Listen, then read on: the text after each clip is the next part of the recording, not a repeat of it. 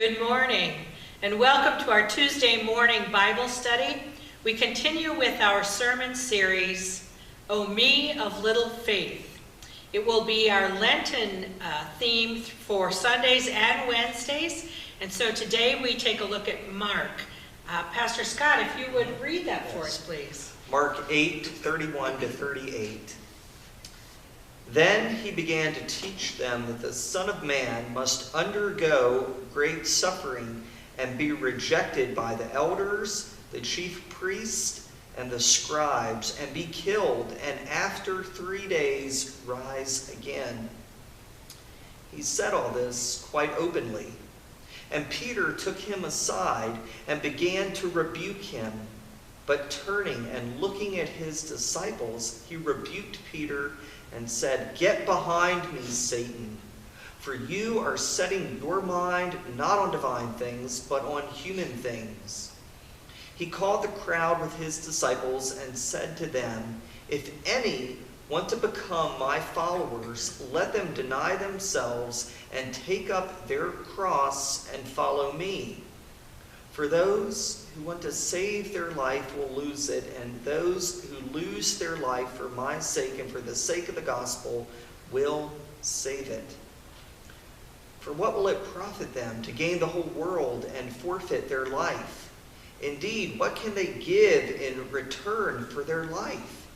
Those who are ashamed of me and of my words in this adulterous and sinful generation, of them the Son of Man will also be ashamed when he comes in the glory of his Father with the holy angels." The Holy Gospel today. This is a good reading also for our theme, O Me of Little Faith, because of Peter. And after Jesus predicts his death, and he says there will be great suffering in the midst of this, and then goes on to say that he will be killed, and 3 days later he will rise again, Peter really doubts it. Right. Peter pulls Jesus aside and rebukes him, so to speak, which is interesting because Peter is the disciple and Jesus is the teacher. And rarely do students rebuke the teacher. Right. But this is, in a sense, how Peter is, and it's a good one for that sense. Yeah, I agree with that. In fact, I think the whole text today is kind of, we have a pattern of kind of contrasting opposites that sound almost like unacceptable, like to Peter, to us. You know, so I have to die to gain life. I have to, I have to lose my life to find it. If I want to follow you, I have to deny myself. You know, these kind of contrasting opposites. And again, Peter, I think that emotional component came in, and the thought that a Messiah who maybe should have come with power and dominance to overturn the Roman Empire and right all the oppression that had been put upon the Jewish people, you know, to hear that you're going to suffer and die, you know, it didn't add up to him. And I think still today it doesn't add up to us sometimes. Right. And you're right. Peter, I believe, doubted because of his expectations. He had certain expectations of what a Messiah would be. And clearly Jesus says, he says, "Get behind me, Satan," because Peter's mind is on worldly things, on the things here. Yeah. Our expectations often come, and our I can talk this morning. Our expectations of God come from worldly experiences that we have. Yeah. And then when they don't happen the way we think they should, we're disappointed as well. But you're right, for all of the disciples, it couldn't have just been Peter. Yeah. I mean, here is the one they expect to come and free them from their oppressor. Yeah. And rather than speaking about strength, he's speaking about what seems to be weakness. And don't we still today, I think, get caught in that trap? So I'm kind of going off, leaving my notes behind for a moment. When when a church begins to decline or fail, and we people of the ELCA know that happens a lot. A congregation will begin to decline, will even have to close. We look at it as failure, yes, sometimes defeat, that we didn't do enough, that somehow we lost something, and we look at it in negative ways. But yet, if we look at the context of the gospel, being faithful does not always mean worldly success and membership and money and all those things. But yet, we still look at like a big local mega church as doing all the right things. But are they any more faithful than the little Presbyterian or Lutheran congregation out in the country who has 12 members and can barely, keep the heat on? But then there are also 12-member congregations who are setting the world on fire. Right. And partly it is because if you have, I believe for churches, we have our mind on earthly things when we're worried about membership, when we're worried about numbers, when we're worried about ourselves and how to bring people in. Right. I think we start thinking about God and heavenly things when we go out of ourselves, when we look at what's outside of us, what's in the neighborhood, who should be or could be at our church that isn't, and how do we go out to them to bring them in. Oftentimes we think that it's good enough just to put our times in a newspaper or on the front lawn, and that will draw them in. I think our book by Jason Boyette, O Me of Little Faith, kind of speaks to that too, is that we can't expect people who have questions and doubts just to show up at our door. Right. That we have to, in some way, sort of presuppose the questions that are going to be asked, but also let them know that we don't know the answers to everything. Set up an environment where doubt and questions feel invited in. Absolutely. And feel accepted. I do have a little bit of trouble with Jesus rebuking Peter, but at the same time, so maybe we can move into that infamous "get behind me, Satan" line that we all know and know so well. And don't like. And don't like. So I feel the need to say to those viewing, is Jesus calling Peter Satan? Well, no. We know that he is rebuking any thought, any comment that would deceptively call him to be a different kind of Messiah than he knew God had called him to be. He is likening Peter and his comment to the temptations that he felt from Satan in the wilderness. Again, to be a different kind of Messiah. To be a Messiah that could dominate and be powerful and could overtake an empire, not a Messiah that was called to suffer and be mocked and spat upon and killed.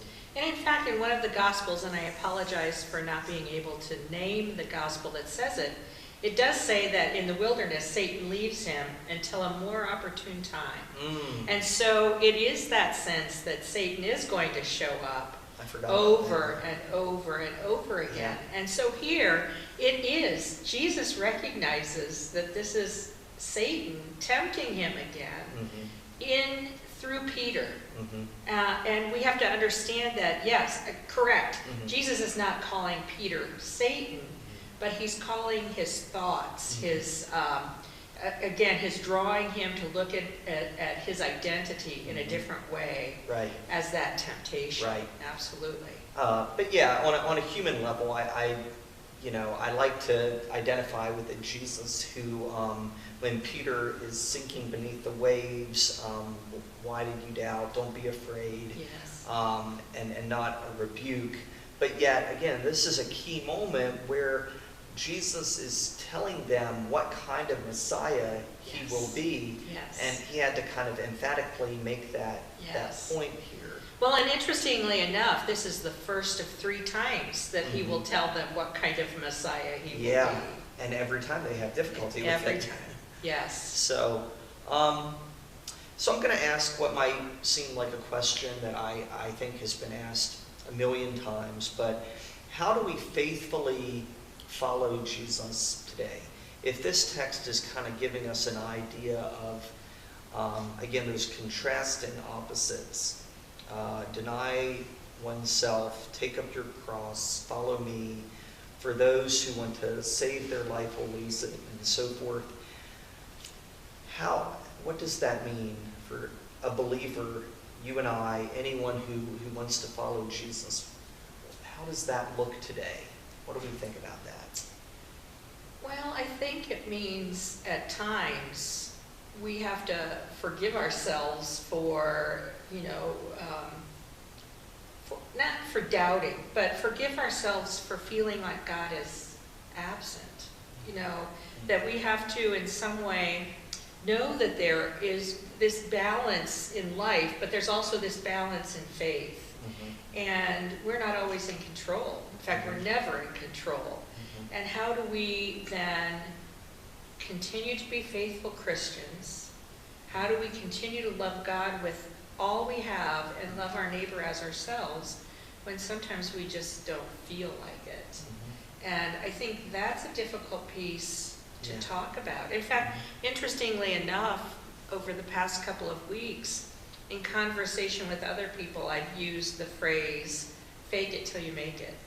Meaning, keep showing up, even if you don't feel like it, keep being in prayer, keep sitting quietly with God. And then, because I don't think our faith is an emotion, but our faith is a steadfastness. It is a continuing to be there, right, even when we don't feel anything. Sure. I think you hit on something too.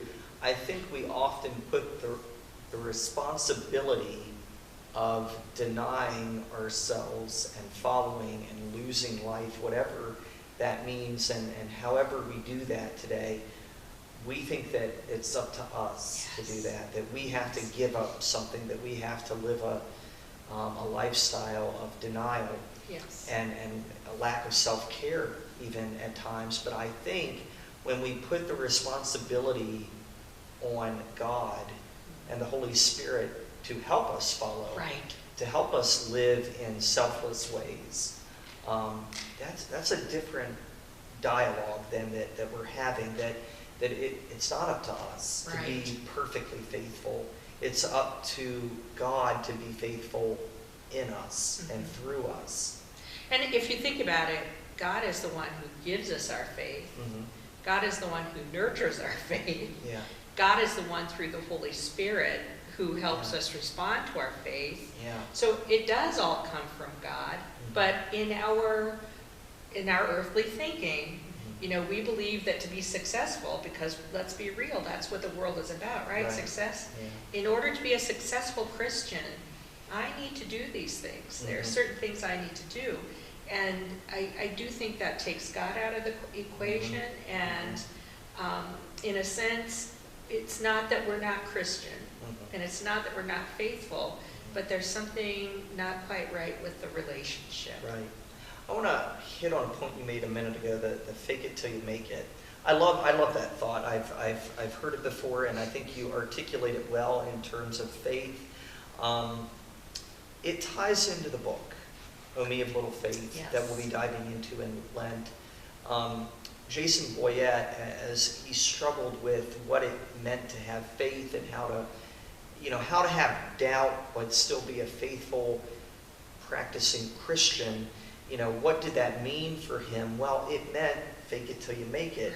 He didn't word it that way, but he said basically that he showed up. He kept praying. He kept reading his Bible. He kept attending worship. He kept doing faithful things, even if he had doubt in the midst of it, even if he didn't feel faithful, even if he didn't know what he believed at times. He acted in faithful ways, and you mentioned a steadfastness. And I think sometimes that's all that God calls us to, is to show up.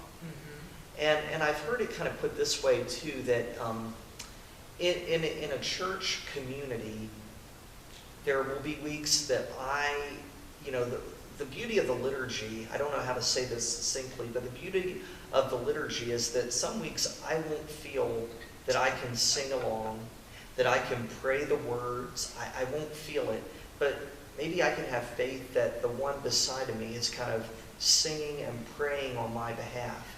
And then when I need to shoulder their load, I can do that too. And so faith in a community, I think, looks like a lot of doubting people. Yes. And, some weeks we won't feel it.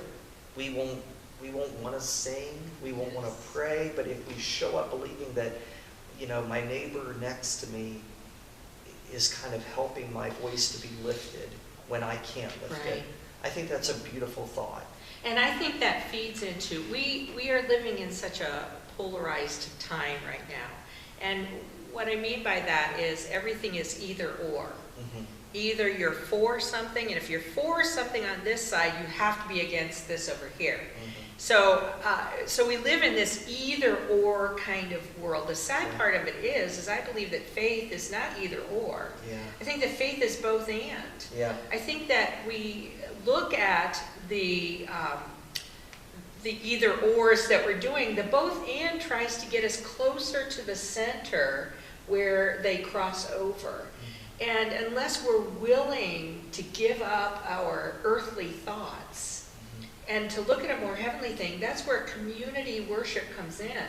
Yeah. Is that, it's either you sit on the right side of the church or you sit on the left side of the church and one is better than the other. That's not true. Mm-hmm. It's that we feed each other in worship. And at times when I am in the midst of whatever turmoil I am in the midst of, I can rely on you to worship with and for me, and vice versa. Yeah, yes, that's beautiful. Let's maybe conclude, Bonnie, with the last verse that we looked at. Those who are ashamed of me and of my words, of them the Son of Man will also be ashamed. But I look at that and I feel a bit distressed by that verse. Again, because it makes me feel like I have to meet a certain standard of faith. But I think, as we always do, we have to take the Gospels in their entirety. We have to look at a bigger context than one section of the Gospel. And, we know that Jesus is talking to Peter and his disciples, the same men who would eventually betray, abandon, and deny him. And we know that the same Jesus would not be ashamed of Peter, but in fact would say, upon you, Peter, upon this rock I will build my church. And this man who would eventually abandon and deny even knowing Jesus, the Son of Man was indeed not so ashamed of him that he would not use him. So I think that is a comfort to me, that God will use us no matter how flawed we are, no matter how we fail. And I do think that when I think of if someone is ashamed of me and something I've done, or I'm ashamed of someone, or I'm ashamed of myself, there's a break in the relationship. And that break in the relationship, I think, is a piece here. Those who are ashamed of me, those who break the relationship with me, of them, I'm going to, the relationship won't be there. But it doesn't rely on us. Yeah. I mean, truly. But it does say that if that relationship breaks, there's something that's just broken. For Peter, the relationship was never broken. Even though Peter, was impetuous on so many levels, and the other disciples too, I don't want to just say Peter, but even though Thomas doubted, even though James and John wanted to sit at the right hand and the left hand, they weren't ashamed of who Jesus was. They maintained a relationship. Jesus maintained the relationship. In Matthew 28, it says that when they went to the mountain, some worshipped and some doubted, but Jesus didn't kick the doubters out. So I think there's that piece of relationship that we talk about too, and Jesus is not quick to give up a relationship with us. Right. I think that's a good place to conclude. As always, we thank you for being with us on this Tuesday Bible study. We hope to be back with you in person soon. Be well, be safe, and have a good week.